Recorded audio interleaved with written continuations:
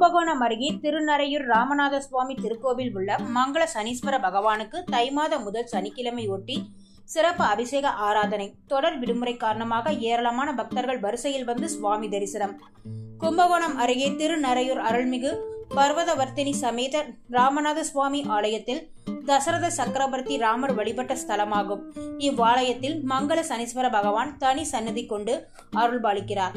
தை மாதம் முதல் சனிக்கிழமையை ஒட்டி இன்று அதிகாலை மங்கள சனீஸ்வர பகவான் இரு மனைவிகளுக்கான மந்ததேவி ஜேஷ்டாதேவி, இரு மகன்களான மாந்தி குளிகனுக்கு மஞ்சள் பொடி, மாப்பொடி, திரவிய பொடி, பால், தயிர், சந்தனம் என பல்வேறு வாசனை திரவியங்களை கொண்டு சிறப்பு அபிஷேகம் நடைபெற்றது.